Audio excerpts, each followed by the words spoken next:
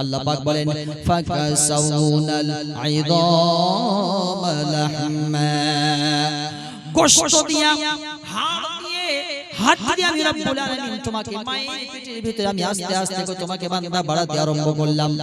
বান্দা তুমি যখন সেই জায়গায় বড় হতে আরম্ভ হয়ে গেলে মায়ের পেটের ভিতরে তোমার নাক হলো, কান হলো, হাত হলো, পা হলো, আমি আল্লাহ পাক তোমাকে একটা পেট দিলাম, তোমার পাকস্থলী হয়ে গেল। তুমি সেই মায়ের পেটের ভিতরে কি খাবে বান্দা? এই পৃথিবীর কোন সরকার, কোন খাদ্যমন্ত্রী, কোন সরদার কেউ তোমার খাবারের ব্যবস্থা করে নাই সেই মায়ের পেটের মধ্যে। আমি সেই আকাশের মালিক, খাবার মালিক, রিজিকের মালিক আমি আল্লাহ রাব্বুল আলামিন। বান্দারে তোমার খাবারের ব্যবস্থা আমি আল্লাহ তাআলা আকাশের মধ্যে বসে বসে বান্দা করেছি। কি খাবারটা করলাম? তোমার মায়ের মাসিকটাকে আমি আল্লাহ রাব্বুল আলামিন বন্ধ করে দিলাম। মায়ের খাদ্য নালী হতে আমি আল্লাহ রাব্বুল আলামিন একটা পাইপ বের করে দিলাম। আর এই পাইপটা বের করে দেওয়ার পর তোমার পেটের মধ্যে বান্দা তোমার নাভির সঙ্গে সেই তারটাকে আমি লাগাই দিলাম। সেই তারটাকে লাগাই দিয়ে বান্দা তোমার মা যা খায় সেখান থেকে রক্ত হয়ে তোমার নাভি দিয়ে সুন্দর করে তোমার পেটে দিয়ে পাকস্থলী পর্যন্ত বান্দা আমি পৌঁছাই দিই। এ বান্দা দেখ, একটুখানি তাকায় দেখ, আমি চাইলে পরে, আমি ইচ্ছা করলে বান্দা সেই তারটাকে আমি তোমার মুখের মধ্যে লাগাই দিতে পারতাম, কিন্তু না, মুখের মধ্যে লাগাই নাই। কেন লাগাই রে বান্দা? কারণ আমি জানি আমার এই বান্দা এই পবিত্র মুখখানা নিয়ে, এই পবিত্র জবান নিয়ে শুধুমাত্র বান্দা এই দুনিয়ার বুকে আসবে। আর দুনিয়ার বুকে আসার পর আমার এই পবিত্র মুখখানা দিয়ে বান্দা শুধুমাত্র আমি রব্বুল আলামিনের তাসবিহ ও তাহলিল করবে। এই জন্য রে বান্দা আমি তোমাকে মায়ের পেটের ভিতরে আস্তে আস্তে আস্তে আস্তে ধীরে ধীরে আমি রব্বুল আলামিন তোমাকে সেই জায়গায় বাড়াতে আরম্ভ করলাম। তুমি বড় হতে আরম্ভ হয়ে গেলে, বড় হতে হতে হতে হতে মানে সেই জায়গায় তোমার বয়স যখন ঠিক একটা পরিপূর্ণ হয়ে গেল, 10 মাস 10 দিন যখন তোমার বয়স হয়ে গেল, তোমাকে আমি দুনিয়ার বুকে নিয়ে আসবো বলে আমি রব্বুল আলামিন সুন্দর করে সুম্মা নুখরিজুকুম তিফলা, সুন্দর করে একটা বাচ্চার আকার দিয়ে, সুন্দর করে ছোট একটা বাচ্চা দিয়ে আমি আল্লাহ তোমাকে দুনিয়ার বুকে নিয়ে আসি। তুমি যখন দুনিয়ায় আসবে তোমার মুখের ভাষা তখন মে মে টে টে মে মে টে। তোমাকে খিদে লাগলেও মে মে, ঠান্ডা লাগলেও মে মে, গরম লাগলেও মে মে, তাছাড়া মুখে তোমার আর কোনো ভাষা নেই। আর এই মে মে টে টে নামের আওয়াজ দিয়ে তোমার মা তোমার সব জিনিসের সব কিছু তোমার নিবারণ করে দিত। তোমাকে খোদা লাগলেও খোদার নিবারণ মে মে টে টে মাধ্যম দিয়ে মা বুঝে নিত। মে মে টে টে দিয়ে তোমার সমস্ত আশা পূর্ণ করে দিত সেদিন মা।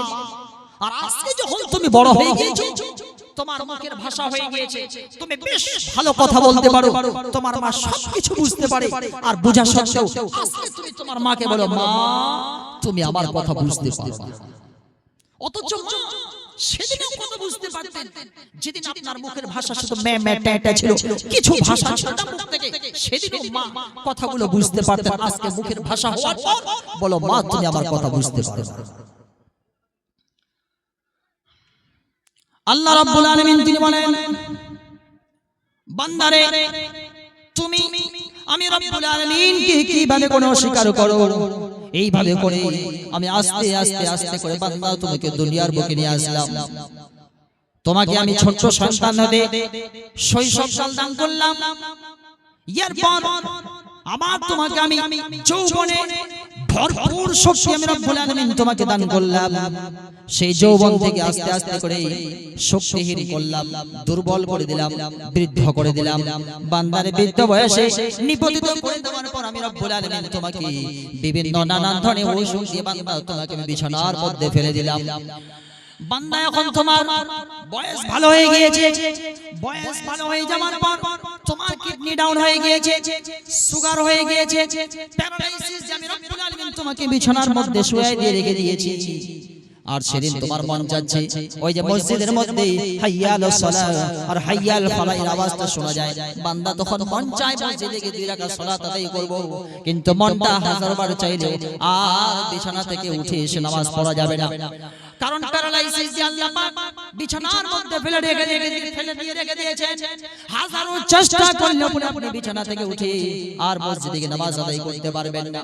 তাই তো আল্লাহ পাক বলেন, বান্দারে এখন তোমাকে আমি সময় দিয়েছি, এই সময়টা থাকাকালীন বান্দা তুমি আমল করে নাও, নেকিগুলো ইনকাম করে নাও, নামাজ পড়ে নাও, হজ করে নাও, যাকাত করে নাও, দান ও খায়রাত করে নাও। কারণ আমি রব্বুল আলামিন তোমাকে আস্তে আস্তে ধীরে ধীরে তোমাকে আমি এই দুনিয়া থেকে বান্দা তোমাকে আমি সরাই দিব। তাই তো আল্লাহ রাব্বুল আলামিন তিনি বলতেছেন, ওয়া মান নুআম্মিরহু নুনাক্কিসহু ফিল খালকি আফালা ইয়াকিলুন। যাকে আমি দীর্ঘ জীবন দান করি ওই বান্দার কাছ থেকে ধীরে ধীরে আমি আল্লাহ রাব্বুল আলামিন তার জীবনটা আবার আস্তে আস্তে আমি আল্লাহ তাআলা শেষ করে দিই।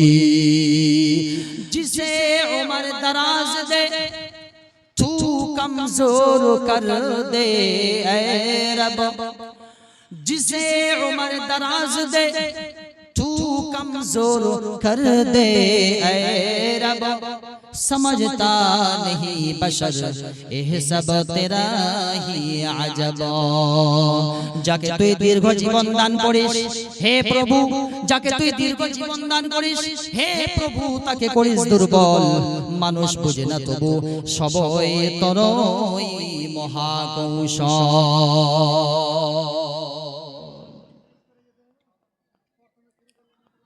জি সময় নেই। আজকে যারা মার্কেটিং করছে, মার্কেটে ঘুরে বেড়াচ্ছে, ওরা কি মনে করে নিয়েছে দীর্ঘ দিনের জন্য দুনিয়া এসেছে। আজকে আমরা এই জায়গায় লাইন দিয়ে বসে আছি, বলুক কেউ গ্যারান্টি দিতে পারে নাকি যে আমি এখান থেকে নেমে বাড়ি যেতে পারবো? বা আপনারা কি গ্যারান্টি দিতে পারবেন যে আমরা এখান থেকে প্যান্ডেল থেকে বের হয়ে বাড়ি যেতে পারবো? কারো গ্যারান্টি নেই, কেউ গ্যারান্টি দিতে পারবে না। Every person will have to go back to Lord. Kullu nafsin dha'iqatul maut. Every person will have to taste it.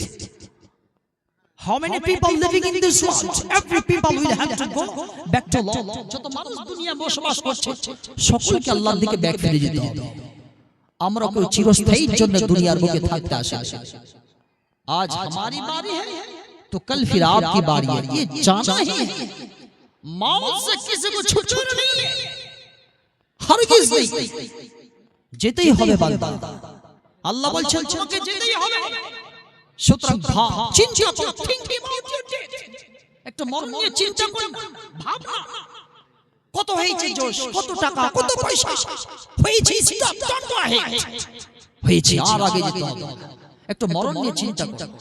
সৈয়দনা উমর ফারুক রাদিয়াল্লাহু তাআলা তিনি বলছেন, মুতু ক্বাবলা আন তামুতু, মরার আগে একবার নিজে মরে যাবে না।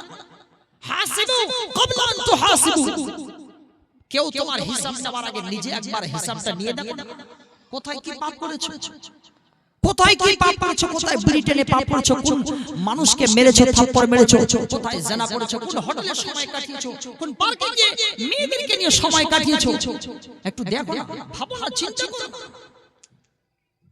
জি হযরতে আলী রাদিয়াল্লাহু তাআলা আনহু তিনি বলতেন, ইন্নাল ইয়াওমা আমালুন ওয়ালা হিসাবু। হযরতে আলী রাদিয়াল্লাহু তাআলা আনহু তিনি বলতেন, আজকের দিনটি হচ্ছে আমল করে দেওয়া, ওয়ালা হিসাবুন, আজকে আপনার কাছে কেউ হিসাব চাইবে না, তবে গাদান হিসাবুন ওয়ালা আমালুন, আর কালকের দিনে শুধুমাত্র হিসাব আর হিসাব। মালাকুল মাউত আজরাইল সে জানখানে এখানে কবজ করে নিয়ে চলে গেলে শেষ, আমল কাট, আমল বন্ধ হয়ে যাবে। আজকে যেটুকু সাদকা করলেন, দান ও খায়রাত করলেন, এটুকু দিয়ে নাজাত পাবে, তাছাড়া সব আমল কাট হয়ে যাবে। আজকে সময় আছে, দান করবেন, নামাজ পড়বেন, রোজা রাখবেন। সম্মানিত ভাইরা আমার, সময় যদি দিন আছে নেকিগুলো করে নিতে হবে। এই যে মানুষের মধ্যে আল্লাহ তাআলা একটা ব্যাটারি দিয়েছে, ব্যাটারি অর্থাৎ এই যে রূহ, আত্মা, শরীরের মধ্যে আল্লাহ পাক যে একটা আত্মা দিয়েছে, এই আত্মা মানুষের কাছে যতক্ষণ পর্যন্ত ফুসফুস ফুসফুস করবে মানুষ দুনিয়ার বুকে বেঁচে থাকবে। আর এই আত্মাটা যখন যেদিন কোরআন দিবে চলে যাবে, মানুষ আর নড়াচড়া করবে না, মরা লাশ হয়ে পড়ে থাকবে।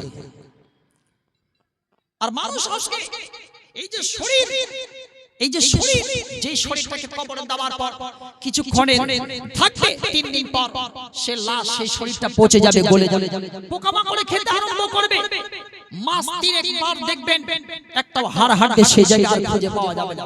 মানুষ এই শরীরটার কি যত্ন রে বাবা, যশ লাগবে, গাড়ি লাগবে, বাড়ি লাগবে, টাকা পয়সা ধন সম্পদ, মানুষের লোভ লালসা কবে না। অথচ বেদ কি বলছে দেখেন, শ্রীমদ্ ভগবদ গীতা অধ্যায় নম্বর 2 মন্ত্র নম্বর 20 এবং 21 এই জায়গা বলছে, না জয়তে প্রিয়াতে বা কদাচিৎ না ইয়ায়ুত্তা ভবিতা ভানা ভয়ো অজো নিত্য শাশ্বত হয়ং পুরানো না হন্যতে হন্যমানে শরীর। वेद क्या बता रहा है देखिए, वेद भी एक ही चीज वेद के अंदर श्रीमद् भगवत गीता के अंदर भी ला रहा है कि दुनिया के इंसानों सुन लो कान खोल करके, दुनिया में रह रहे हो तो फिर अमल करते जाओ, अच्छा अच्छा काम करो, अच्छा काम करने के बाद दुनिया से चले जाओ। और ना हन्यति हन्यमाने शरीर, দুনিয়ার বুকে থাকাকালীন ভালো কাজগুলো করে যাও, না হান্যতি হান্যমানে শরীরে, এই শরীরটা যে আছে, শরীরটা এই চামড়াগুলো গোশতগুলো হাড় হাড়গুলো খসে খসে পড়ে যাবে, না হান্যতি হান্যমানে শরীরে, শরীরটা বিনষ্ট হয়ে গেল, আত্মা আর রূহ কোনোদিন বিনষ্ট হবে না। তাই বেদ বলছে ভালো কাজগুলো করে করে রূহের খাবারটা দাও। একজন দান করছে, আল্লাহ তুমি কবুল করো। বেদ বলছে কি রূহের খাবারটা দিয়ে যাও, রূহের খাবারটা দিয়ে যাওয়ার জন্য বেদ সুন্দর করে বলছে। এইজন্য বাপজি আমার যারা বসে আছেন, যারা বাইরে আছেন, এখন পর্যন্ত আপনাদের অনুরোধ জানাচ্ছি দয়া করে মেহেরবানি করে এই জায়গায় চলে আসুন। আর যারা বসে আছেন এক নম্বর শ্রোতার পরিচয় দিবেন, কেউ উঠবেন না। রূহের খাবার আমি আপনাকে দিয়ে যাচ্ছি, খুব যত্ন নিলেন। রূহের খাবারটা দেখেন কি রাসূল পাক সাল্লাল্লাহু আলাইহি ওয়াসাল্লাম তিনি বলছেন, মানুষ যখন ঘুমায় যায়, আজকে যখন আমরা যাব, যাবার পর যখন ঘুমিয়ে যাব, যখন আমরা ঘুমিয়ে যাব, ঘুমিয়ে যাবার পর ইয়াকুদু শাইতানু আলা কাফিয়াতি রাসি আহাদিকুম, মানুষ ঘুমিয়ে যাবার পর শয়তান তার মাথার কাছে আসে, শয়তান তার মাথার কাছে আসার পর সেই জায়গায় সালাতা উকাদিন, তিনটা গিরা বাঁধে। আপনার চুলের মধ্যে শয়তান তিনটা গিরা বাঁধবে। কয়টা বললাম বাপ? জি, তিনটা গিরা বাঁধবে, তিনটা গিরা বেঁধে দেওয়ার পর সেই জায়গা থেকে শয়তান ইয়াদরিবু আলাইকা লাইলাম তাবিলান, সেই একটা গিরা বাঁধে, আর একটা গিরা বাঁধার পর ইয়াদরিবু মেরে দেয়, সুন্দর করে জোরে সোরে মেরে দেয়। আর বান্দাকে বলে আলাইকা লাইলাম তাবিলান, রাত অনেক লম্বা, তুমি ঘুমাও। শয়তান বলে রাত অনেক লম্বা, তুমি ঘুমাও। ফজর চলে যায়, সূর্য উঠে যায়, শয়তান বলে রাত অনেক লম্বা, তুমি ঘুমাও। ঘুমাতেই থাকো। আর এই যে শয়তানের বাধা, শয়তানের যে বাধাগুলো, গিটগুলো যে বেঁধে গিয়েছে, এই গিটগুলো আপনার খুলবে না। তবে খোলার পদ্ধতি রাসূল পাক সাল্লাল্লাহু আলাইহি ওয়াসাল্লাম তিনি হাদিসের মধ্যে বলে গিয়েছেন। নবী জামান তিনি বলেন, বান্দা যখন ঘুমায় যায়, শয়তান তার কাছে আসে, তার কাছে আসার পর ওই শয়তান তার চুলের মধ্যে তিনটা গিট বেঁধে দেয়, তিনখানা গিট বেঁধে দেয়।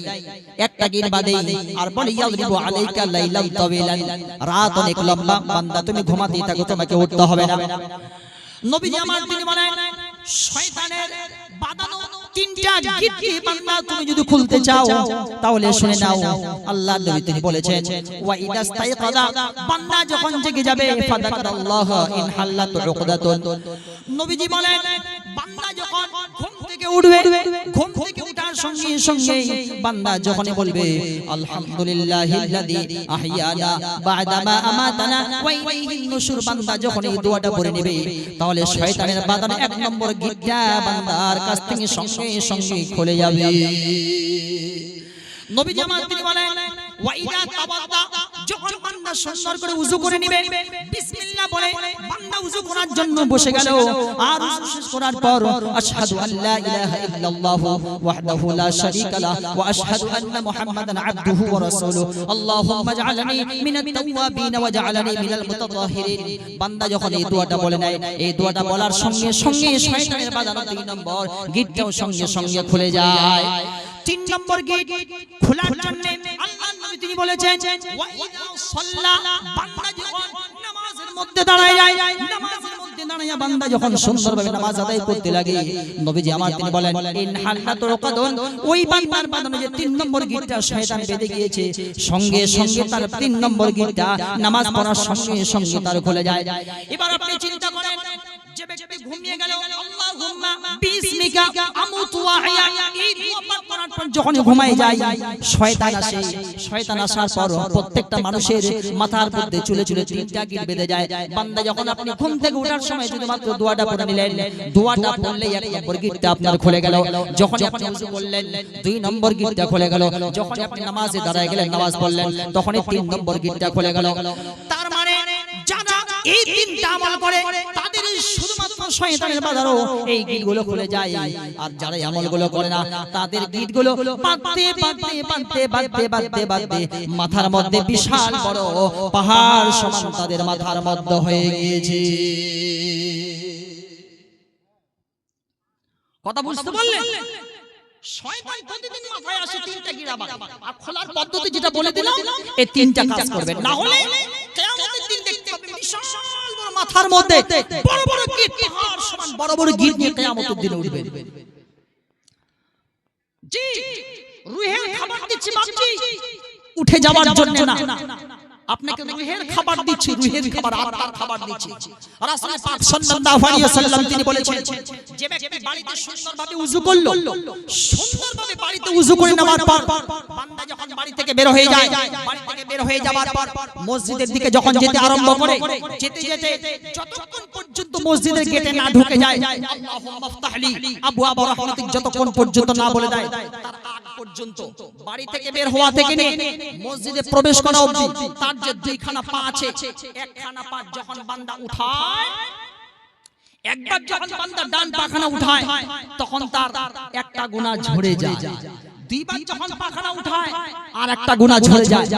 মসজিদ যাওয়া অবধি যতবার বান্দা এই পাখানাকে উঠাবে ততবার রাসূল পাক সাল্লাল্লাহু আলাইহি ওয়াসাল্লাম তিনি বলেন ততবার তার আমলনামা থেকে গুনাহগুলো থেকে এক একটা করে গুনাহ, এক একটা করে গুনাহ আল্লাহ তাআলা তিনি মিটা দিয়ে থাকেন। এবার দ্বিতীয় পায়ের অবস্থা হচ্ছে ওয়ালিল উখরা তারফাউ দারাজাতান। রাসূলুল্লাহ বলছেন যখন বান্দা 2 নম্বর পাখানা যখন উঠায় মসজিদের দিকে যাওয়ার জন্য একবার যখন পাখানা উঠাবে তখন আল্লাহ তাআলা তার সম্মান বৃদ্ধি করবেন। মসজিদে যাওয়ার আগ মুহূর্ত পর্যন্ত বান্দা যতবার পাখানাকে উঠাবে তার সম্মান আল্লাহ তাআলা তিনি বাড়ায় দিবেন। জোরে বলেন সুবহানাল্লাহ।